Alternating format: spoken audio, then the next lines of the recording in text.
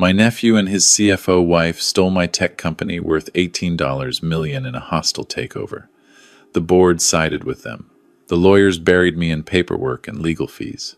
At 67 years old, I lost my life's work, my patents, even my reputation. They painted me as a senile old man who couldn't keep up with modern technology. The judge believed them. But when I went to clean out my late uncle's storage unit in Newark, I found a dusty old hard drive from 2010 with a label that read, "Richard's Backup, Do Not Erase." What was on that drive didn't just change my life. It destroyed theirs. My name is Richard Thompson, but everyone calls me Rick.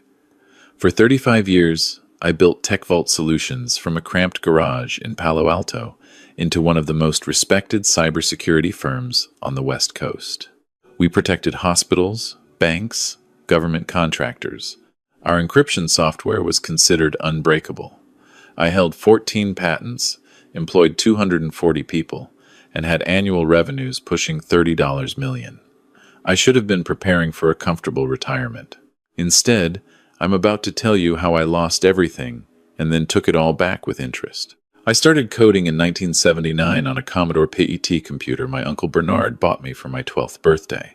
While other kids were outside playing baseball, I was inside writing programs, fascinated by the idea that you could create something from nothing but logic and imagination. By 16, I was already freelancing, fixing systems for local businesses.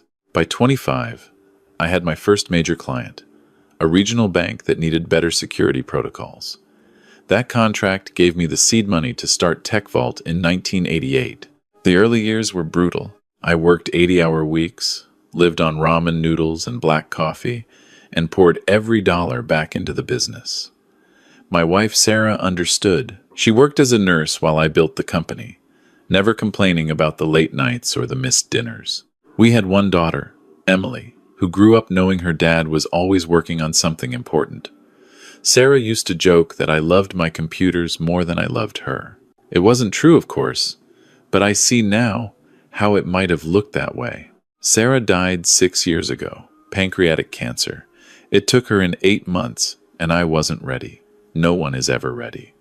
Emily flew in from Boston, where she worked as a corporate attorney. We scattered Sarah's ashes in Big Sur, at a cliff overlooking the ocean where we'd had our first real vacation together 30 years earlier. After the funeral, Emily sat me down and said, "Dad, you need to slow down. You're 61 years old. Let someone else run the company." That's when I made my first mistake. I brought in my nephew. Daniel was my sister Margaret's boy. Margaret and I weren't close. She'd always resented that Uncle Bernard had taken an interest in me, had encouraged my computer obsession, while she got nothing. But Daniel seemed different. He'd gotten an MBA from Stanford, worked at Google for 5 years, seemed sharp and ambitious. When he approached me at Sarah's funeral and said he wanted to learn the family business, I saw it as an opportunity, someone I could trust. Family. I made him VP of operations within a year. He was good at the business side, the schmoozing with clients, the presentations to investors. I could focus on what I loved, the technical work, the innovation. Daniel brought in Amanda as our new CFO. She was impressive, Harvard-educated, had worked at 3 Fortune 500 companies. She was also Daniel's girlfriend, though I didn't know that at first. The first sign something was wrong came 2 years ago. I was reviewing our quarterly financials when I noticed something odd. We'd invested $2 million into a new subsidiary Daniel had set up called Vault Tech Innovations. I'd approved it, thinking it was for R&D. But when I dug deeper, I couldn't find any actual projects tied to this subsidiary. No employees listed, no office space, no equipment purchases. Just money flowing in and then disappearing. I called Daniel into my office. "What's Vault Tech Innovations?" I asked directly. He smiled, that easy smile he had. "Oh, that's just a holding company for some exploratory projects. Tax purposes, Uncle Rick?" Amanda set it up. "It's all above board." When I pressed him for details, he got defensive. "You said you wanted me to handle operations. Are you saying you don't trust me?" I backed off. He was family. Of course I trusted him. Second mistake. 3 months later, I started noticing other things. Daniel and Amanda were having closed-door meetings without me. Our head of engineering, Tom, who'd been with me for 15 years, suddenly resigned. When I asked why, he just said, "They're taking the company in a direction I can't support, Rick." I'm sorry. He wouldn't elaborate. Then came the board meeting that changed everything. We were discussing the company's future, and Daniel presented a restructuring plan. "The industry is moving too fast," he said, clicking through his PowerPoint. "We need younger leadership, fresh perspectives. Rick has done an amazing job building this company, but at 65, it's time to transition to a new era." Amanda backed him up with financial projections showing how a modernized leadership structure would increase profitability by 40%. I looked around the room at the board members, people I'd worked with for years, but 3 of them were new, brought in by Daniel over the past 18 months, and they were nodding along. "What exactly are you proposing?" I asked, though I already knew. Daniel's voice was gentle, almost pitying. "We think it's time for you to step back, Uncle Rick. Become chairman emeritus, a figurehead role. Let me take over as CEO. You've earned your rest." I should have seen it coming. I should have fought harder right then. But I was tired. I was still grieving Sarah. And some part of me believed maybe he was right. Maybe I was getting too old for this game. "I need time to think about it," I said. Daniel smiled. "Of course. Take all the time you need." 2 weeks later, I got the letter from the law firm of Hartwell and Associates. Daniel and Amanda were initiating a vote of no confidence. They claimed I was mismanaging company funds, that I'd made unauthorized transfers, that I was showing signs of cognitive decline. It was all lies, carefully constructed lies, but they had documentation.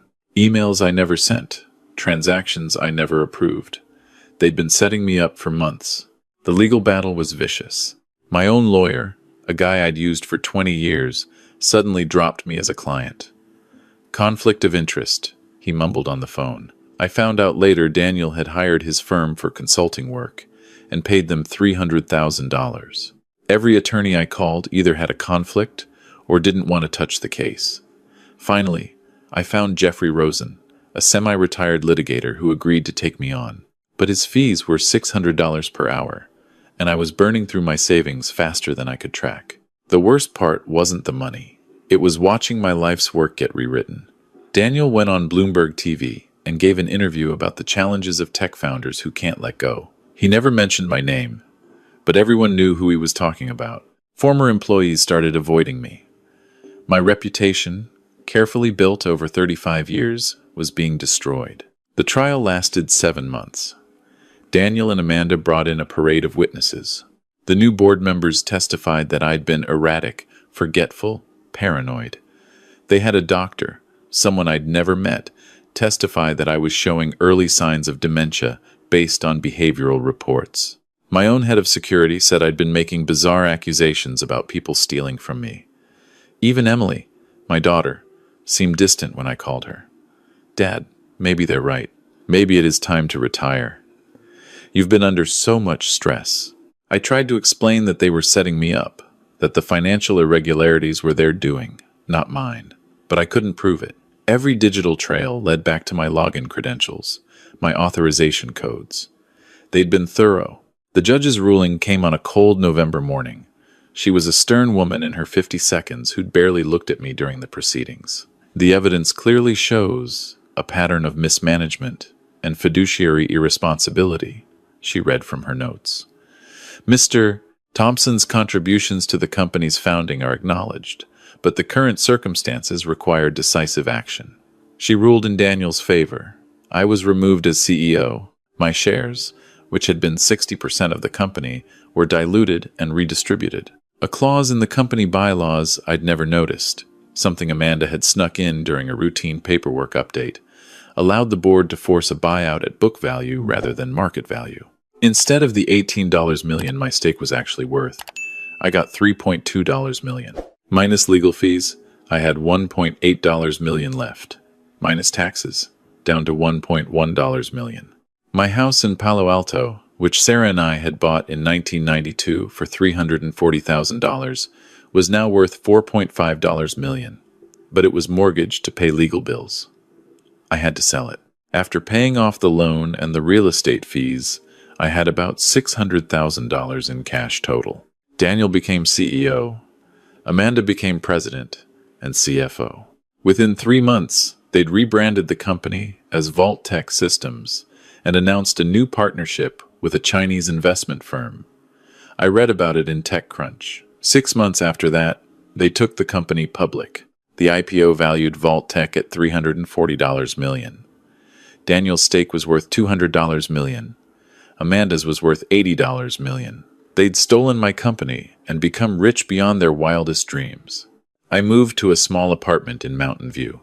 2 bedrooms, thin walls, broken air conditioning. At night, I could hear my neighbor's TV through the wall. I was 67 years old, and everything I'd built was gone. Emily called once a month. Duty calls, more than anything else. She'd heard Daniel's version of events and believed it. Maybe this is a blessing in disguise, Dad. You can finally relax. I tried to tell her the truth, but she cut me off. Dad, please, everyone knows what happened. Daniel told me about the irregular transactions, the memory issues. There's no shame in it. That hurt worse than anything the judge had said. My own daughter thought I was a failing old man. I spent 6 months in that apartment, barely leaving except for groceries. I wasn't suicidal, but I wasn't really living either. I watched a lot of TV, tried to read, mostly just sat and stared at the walls. What's the point of fighting when you've already lost? Then, on a rainy Wednesday in April, I got a call from a storage facility in Newark, New Jersey. My uncle Bernard had died 15 years earlier, and apparently, he'd had a storage unit I never knew about. The facility was finally clearing out abandoned units, and my name was on the emergency contact list. You've got 30 days to collect the items, or we're disposing of them, the manager said in a bored voice. I almost didn't go. What could possibly be in a storage unit that had been sitting for 15 years? But I had nothing else to do. I bought a plane ticket to Newark with my credit card, the only one they hadn't canceled yet, and flew out. The storage facility was in a run-down part of town, surrounded by chain-link fencing. Unit 247. The manager handed me a key and left me alone. Inside were boxes of old paperwork, some furniture, books, the accumulated debris of a life. Uncle Bernard had never married, never had kids. I was his only real family, and I'd been too busy building my company to visit him more than once a year. In the back corner, under a tarp, I found a filing cabinet. Inside were folders meticulously labeled. One caught my eye, Richard's backup files 2010 to 2012. I opened it and found 3 old hard drives, wrapped in bubble wrap, with handwritten notes. Richard's source code backup. Do not erase. All patents and proprietary algorithms. Original versions. My heart started pounding. I'd sent these to Uncle Bernard years ago as an off-site backup, back before cloud storage was reliable. Then I'd forgotten about them. I pulled out the drives carefully. There was a 4th item in the folder, a small notebook with Bitcoin wallet info written on the cover. I opened it. Inside was a recovery phrase, 12 words in Uncle Bernard's neat handwriting, and a note. Rick, you told me to buy this digital money in 2010. I bought $5,000 worth, like you said. Kept the information here for safekeeping. Don't understand it, but I trust you. Uncle B. I sat down hard on the concrete floor. In 2010, I'd been evangelizing about Bitcoin to anyone who'd listen. Uncle Bernard had actually followed through. If he'd bought $5,000 worth of Bitcoin in 2010, when it was $0.08 per coin, I did the math in my head. That would have been 62,500 Bitcoin, at today's price of $43,000 per coin, $2.68 billion. I sat in that storage unit for 20 minutes, just breathing. Then I carefully packed everything into my rental car and drove to a Best Buy. I bought a new laptop, paid cash. In my hotel room, I connected the external hard drives using a USB adapter. They were old, but they spun up. I spent the next 6 hours going through files. It was all there. Every version of TechVault's core encryption software, from 2008 to 2012. every patent application with my original notes and design documents, every algorithm that made the company valuable.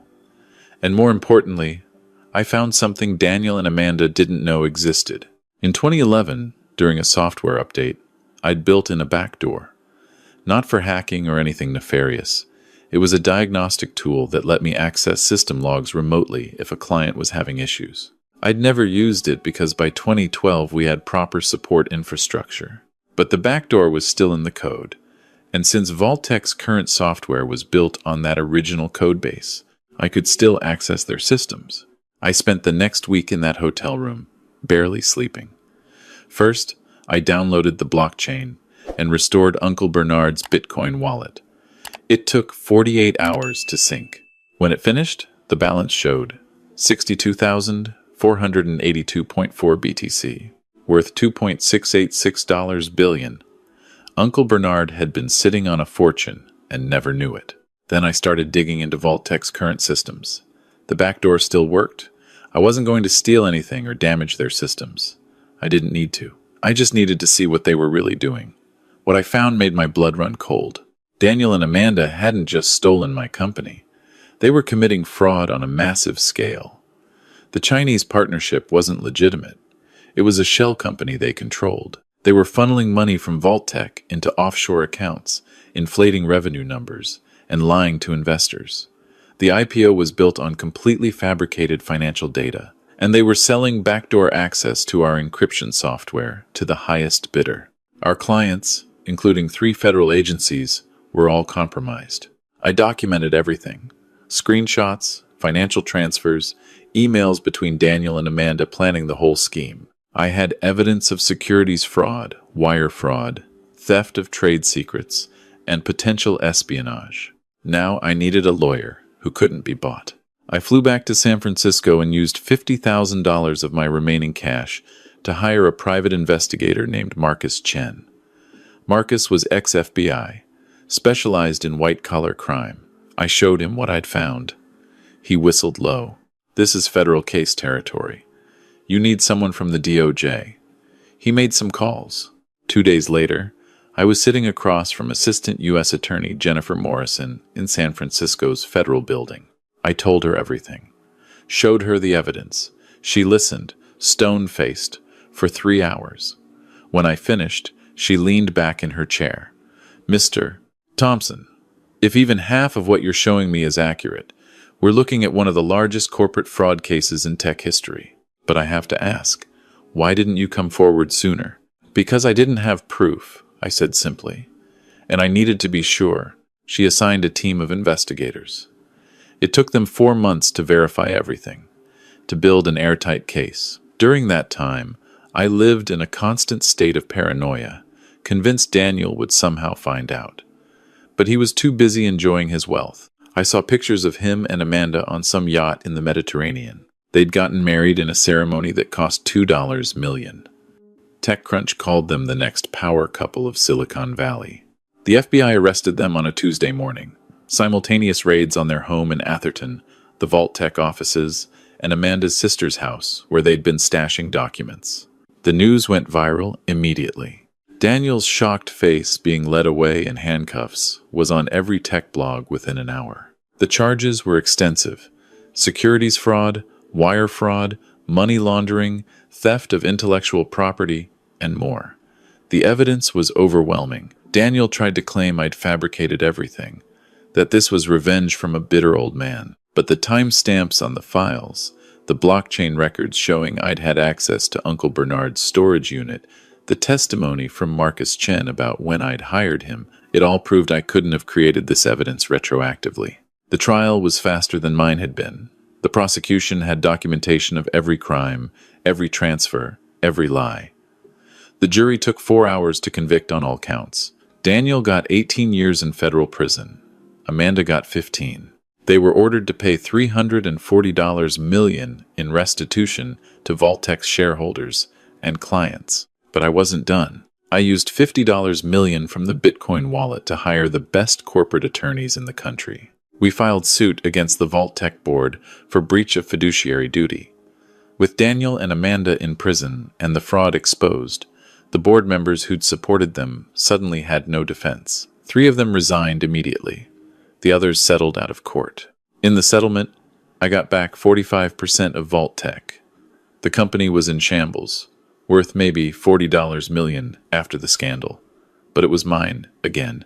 I became CEO, brought back Tom as head of engineering, and started rebuilding. With my reputation restored and $2.6 billion in the bank, I didn't need Vault Tech financially.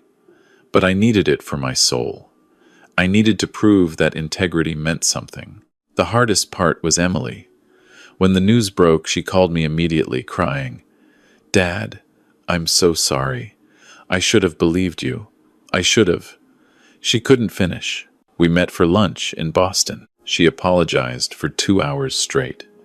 I stopped her finally and said, "You believed what everyone told you."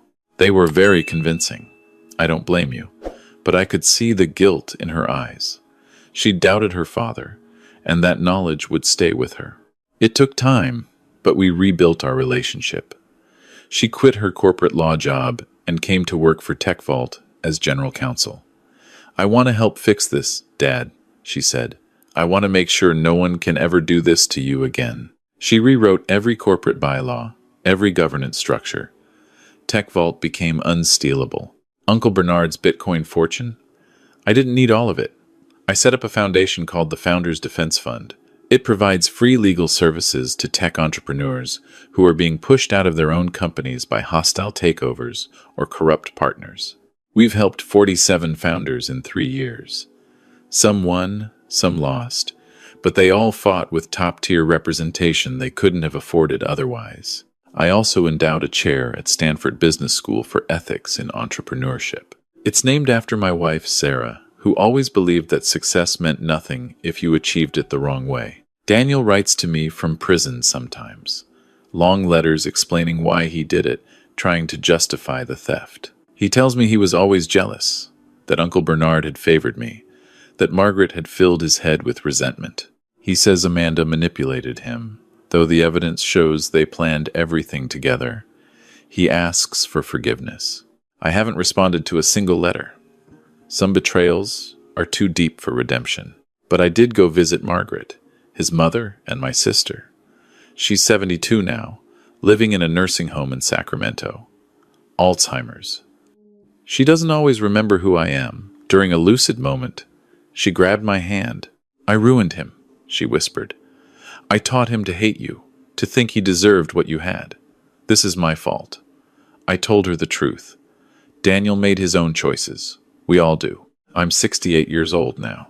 TechVault is stable, growing slowly, but honestly.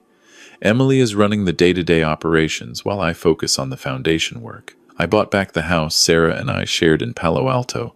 I couldn't let strangers have our memories. I sit on the back deck sometimes, drinking coffee, watching the sunrise, and thinking about the twisting path that brought me here. I didn't win because I was smarter or better. I won because my Uncle Bernard believed in me enough to save my work, to follow my advice about Bitcoin, to preserve the evidence I needed. I won because one private investigator was honest, because one federal prosecutor was willing to listen, because justice, however slowly, eventually arrived. The money is almost surreal. $2.6 billion is an impossible number. I could never spend it all, not in 10 lifetimes. Most of it will go to the foundation, to Emily, to causes Sarah would have supported. I live simply now. I don't need a yacht or a private jet or a $2 million wedding. I have my work, my daughter, and the knowledge that sometimes, just sometimes, the good guys win. Daniel will be 58 when he gets out of prison.